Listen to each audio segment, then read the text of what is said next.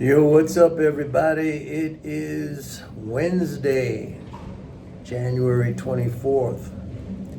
So I've been getting a lot of requests to do these videos again. So I'll give it a shot.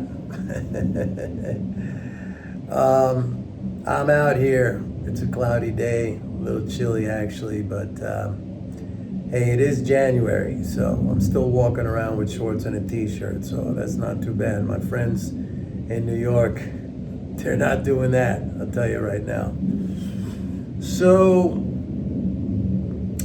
let me talk a little bit about the market. One thing that stands out to me right now is the fact that when you look at investor sentiment right now, like, I just find it to be really kind of odd, because sentiment, you would think with the market at all-time highs, which I predicted way back in last year, just before they raised the debt ceiling and came up with a new budget agreement. With the market at all-time highs, you would think that there would be like really, really elevated levels of bullish sentiment, right? I mean, it just stands to reason that with the market at record highs, you would think that investor sentiment would be really, really bullish. But the odd thing is, it's not. I mean, if you look at indicators like the weekly American Association of Individual Investors survey, or if you look at the put-call ratio, like, neither of those things are showing any extreme bullish readings. They're slightly bullish. I would put it more into the neutral zone. I mean, the put-call ratio, if you look at the 10-day average or the 20-day average, it's hovering just slightly below 1, all right, like 0.98, 0.97. And if you look at the AAII weekly sentiment survey, that's a little bit elevated over the historical average, but not by any extreme level, okay? And there's a very high level of neutrals in that survey, at least there was last week. We'll get the new release tonight. And then if you look at the commentary out there, and if you read the financial headlines, you'll see a lot of the commentary is still very bearish. I mean, you have people predicting recession in 2024. You have all this kind of doom and gloom over the deficit and the debt, the typical things that we always hear about. So I don't see any kind of euphoric psychology at the present time. There certainly isn't any of that Alan Greenspan irrational exuberance, at least not from the commentary and not from things that I've been reading or listening to. It's all still kind of like the proverbial wall of worry that the market is climbing up. Now, if I'm going to talk about the fiscal flows, they're very strong. I mean, leading spending flows are significantly above last year, about 100 billion, 106 billion over last year. That is a very powerful flow. Now, the deficit is slightly down year over year, but not by a large amount. I mean, if you remember in 2022, and I talked about this at the time, when we did have 2 quarters of economic contraction, the deficit shrunk by 1.7 trillion in 2022 compared to 2021. And I did many, many videos on that and explained what that was. That was a removal of 1.7 trillion in financial assets, in wealth, from the non-government sector, from the economy. That was a record drain of wealth from the economy. So naturally, we had a slowdown. We had 2 quarters of negative GDP growth. But right now, we're looking at something like a 19 billion, a 15 billion year over year shrinkage in that deficit. That when you're talking about deficits on the order of 2 trillion annually, 1.7, 1.8, 1.9 trillion, a $15 billion shrinkage is negligible. So I don't think that's a big deal. Now, if that gap widens out, which I don't think it will, because we know what the government spends. It's not like all of a sudden there's some big cut. Congress has to decide on that. So we know what the budget is. We know what the spending baseline is going to be. So there's not going to be anything more than what we're seeing right now in terms of that year over year shrinkage in the deficit. So I don't think it's a big deal.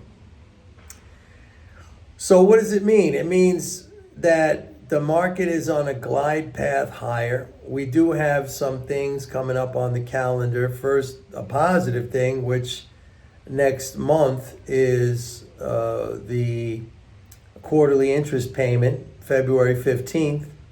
Then we get into March 15th, we're going to have a quarterly corporate tax drain. And then, of course, the biggie comes in April 15th, when taxes are due. So we have positive fiscal effect leading up to February 15th. And then we have the March tax drain, then we have the April tax drain. And don't forget, we have the Fed meet. We have 2 Fed meetings. We have a Fed meeting at the end of this month on the 31st. And we have a Fed meeting in March. Now, the Fed meeting at the end of this month on the 31st, there was no expectation of any rate adjustment, but the monetarist zombies, they're going to be looking at every single word on that Fed statement and who votes for what to try to decipher where the Fed is in terms of its view on inflation and adjusting its policy, down. Now, the March Fed meeting, we have seen up until recently that futures markets were factoring in a 25 basis point rate cut. I mean, that has been in there now for about 2 months, but I have to say in the last week or so, actually in the last couple of days, that rate hike probability has dropped. That rate cut, and if I said rate hike before, I meant to say rate cut. That rate cut probability has dropped way, way down to the point where now the market is basically pricing in a Fed holding steady at the current 5.5% rate. So, like always, these Fed meetings have the potential of injecting a lot of volatility into the markets. Even this one coming up January 31st next week, I mean, the Fed could say something in their commentary, or Powell could say something in his press conference that could completely throw cold water on the idea of any early rate cut. Or for that matter, he might say things are looking better, and the zombies will go crazy if they hear that. They'll start buying the market like crazy. There still is a lot of this going on. This FOMO buying, fear of missing out, the short covering of all the bearish bets that were made last year, which turned out to be completely wrong. But again, I don't know if impressed is the right word. I'm kind of like flabbergasted at the level of sentiment, which is neutral. I thought with the market at all-time record highs, going up pretty much every day, that we would see very elevated levels of bullish sentiment, but that's just not the case. And it says to me that the market's going to drag everybody in psychologically. It's going to keep going up until people really say, hey, you know what? It's great to invest in the stock market right now. I mean, we started to see some of this at the beginning of the year. You had people like this famous Mike Wilson of Morgan Stanley, who was so bearish 2022, 2023. He was the perma bear of Morgan Stanley. And then he flipped to, now's the time when you can buy stocks. I mean, the whole entire rally from the bottom in October 2022 all the way up until the beginning of this year, this guy was steadfast in his bearish outlook on the market and doubling down, tripling down, telling people it's going to crash, and only now flipping around. But there's probably a lot more Mike Wilsons out there. We just don't hear about them. They don't get the press that this guy does because he's a big shot at Morgan Stanley. Morgan Stanley. Speaking of Morgan Stanley, or speaking of big shots, I should say, a friend of mine sent me an article today, and in the article was featured Robert Rubin. Remember Robert Rubin? Robert Rubin was Treasury Secretary under Bill Clinton. Then after that stint, he went, before that he was chairman of Goldman Sachs. Then Clinton appointed him as Treasury Secretary. Then after that, he went on to be, I think he was like the co-chairman of Citigroup alongside Sandy Weil. Anyway, Robert Rubin, if you don't know who he is, he, in the pantheon of Wall Street big names, okay, not that I pay much attention to that or that I care much about that, but if there's a pantheon of Wall Street big names, he would absolutely be in there. But the interesting thing about Robert Rubin, and by the way, when I lived in New York on the Upper East Side, he lived in my neighborhood. I used to see him pretty often, walking around, eating at certain restaurants, blah, blah, blah. The interesting thing about Robert Rubin is that basically, and this is the fascinating part about these people. And when I say these people, these super elite financial types who are somehow managed to get on the fast track into the highest positions, highest paid, and they're disasters. They're just disasters. And I apply this to Robert Rubin because basically everything he touched was a freaking disaster. And I say the same thing for Larry Summers, who was Rubin's protege. Okay? So Robert Rubin was Treasury Secretary, and when he was Treasury Secretary, he argued for and supported massive deregulation of the financial markets. He was the guy who basically pushed for allowing banks to get involved in very high risk instruments and investments, things like futures and things that, for example, Glass-Steagall. Remember Glass-Steagall, which separated commercial banks from investment banks, which was the law for decades and decades. Robert Rubin argued for the end of Glass-Steagall, where you could kind of commingle or commercial banks can do what investment banks can do. And that just opened up the floodgates to banks being exposed to a lot more risk. And we know what happened.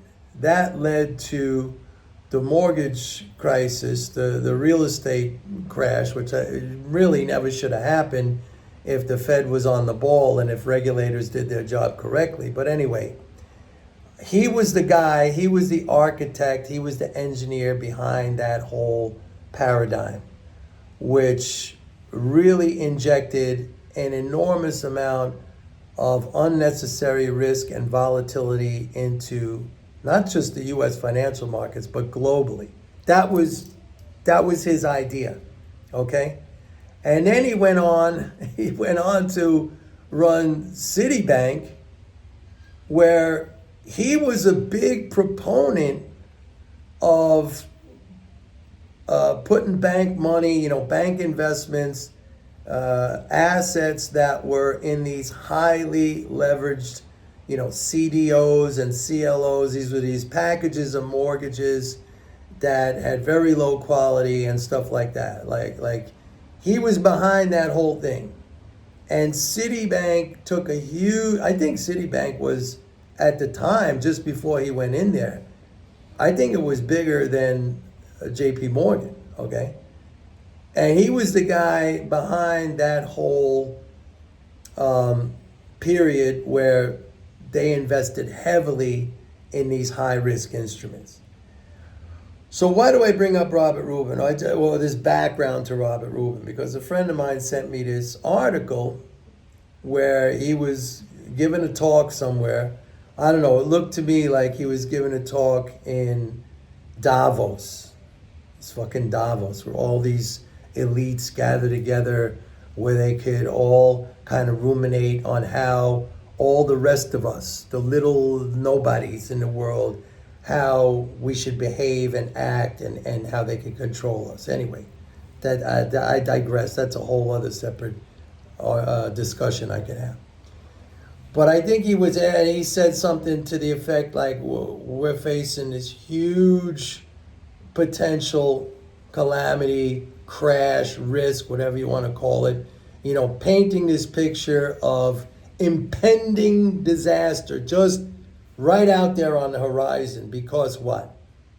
Because of the debt, because of the deficits. Okay, now here's a guy, educated at Harvard, the top of Wall Street, super educated dude who now, just from those words he uttered, you understand that he knows nothing. Because he says, we got to get a handle on this and we have to raise taxes.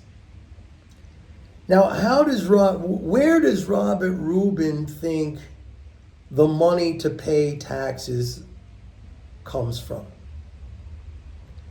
Like, this is a very simple question you could ask anyone who comes up with this line that we're in big trouble because of the debt and the deficits, that we have to raise taxes, okay? Where does he think the dollars to pay? I mean, where does anyone, ask your friend, ask your colleague at work, where does that come from?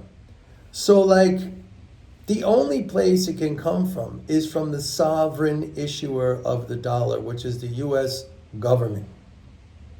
Now, to reduce, and so when the government spends, somebody gets those dollars. Okay, it could be somebody getting a Social Security check. It could be a defense contractor. It could be somebody in the military getting a paycheck. I mean, there's a zillion different things that the government spends money on. Okay, maybe you don't agree with all of them, but the fact of the matter is that the dollar's in everybody's hand, in one way or another, came from government spending. Now you could say, well, the bank gave me a loan and I got a credit in my checking account that I can withdraw as dollars. Yes, but the actual dollars, the reserves in the system, come from the government. What you get is a credit in your checking account. And I don't want to get into that whole discussion now because it gets us off track. But here's the point I want to make, and I would make this to Robert Rubin. To reduce the debt of the government, which is not really a debt. What is the debt? I mean, the only debt, and it says it right on a dollar bill, is that this is legal tender for all debts, public and private. And it's the public part that's important, because basically what the government is pledging, what its liability is that it says it will accept its currency for payment of taxes. Okay? And that's something it can always do. It makes a promise that it will accept its money, and only its money, for the payment of taxes. That's its debt. Okay? That's its promise. What is a debt? It is a promise, right? So for the government to reduce its debt or its deficit, it would have to take back those dollars that have been spent into the economy.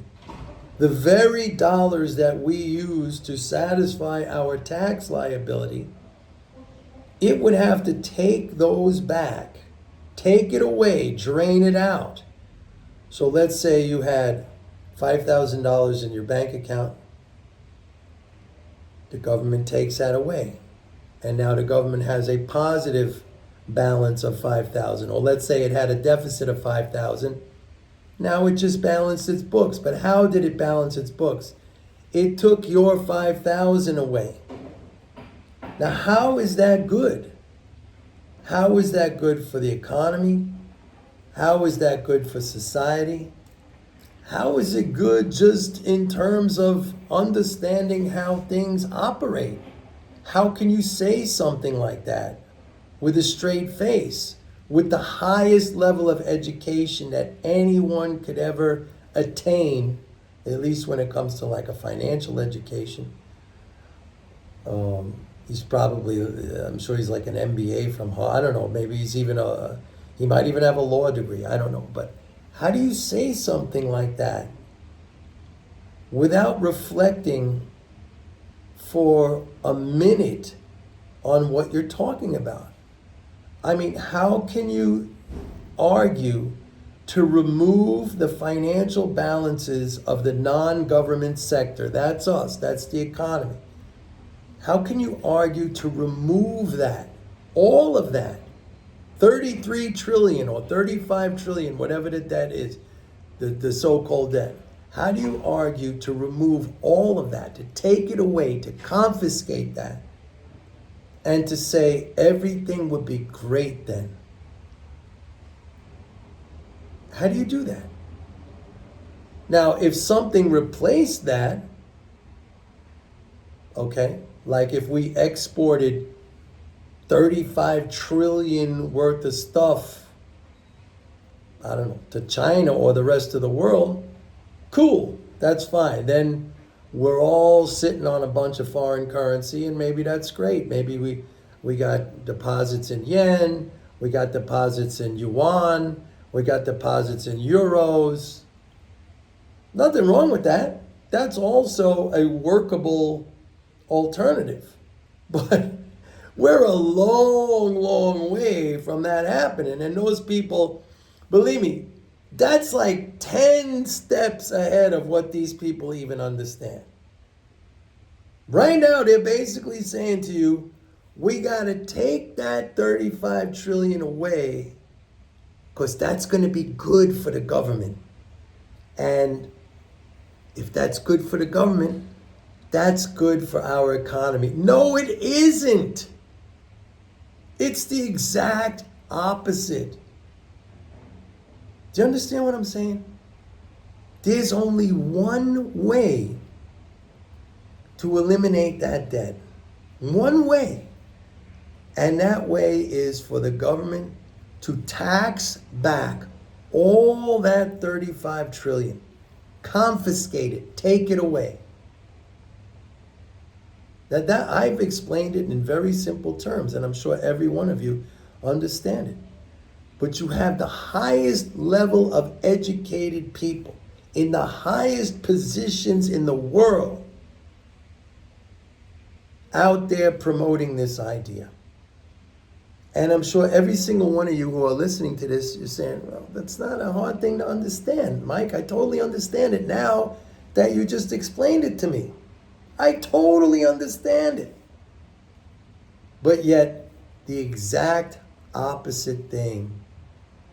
And again, this is not a nobody. This is not some layman nobody out on the street who's just saying, the government spent it, or one of these freaking opinion show guys on a news program or cable news. No, it's not. I don't expect anything, believe me. I worked at Fox for a long time. You wouldn't believe the people they put on those discussion panels in their backgrounds. You wouldn't believe it.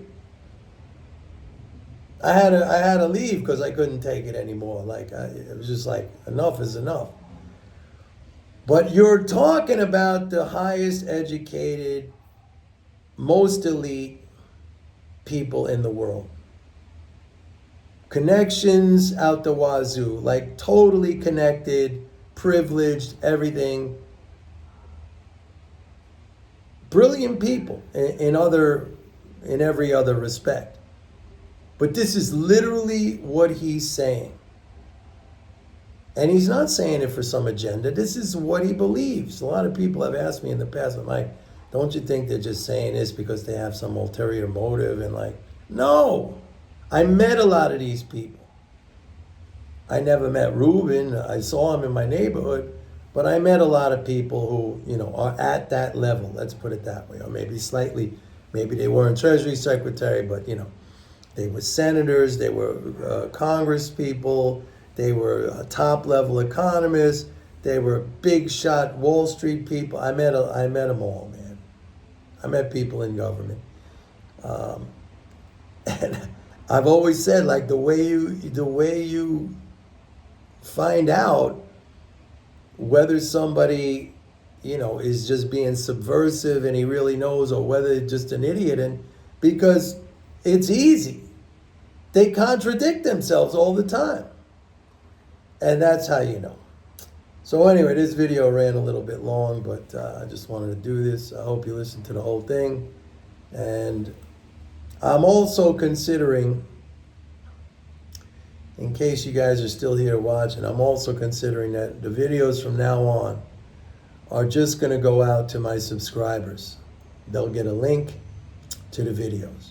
I haven't 100% decided that. I don't want to set it up as a pay thing, but it'll go to my subscribers. So it's something you might want to consider, is signing up for my report, MMT Trader. Anyway, that's it for today. Maybe see you tomorrow. Bye.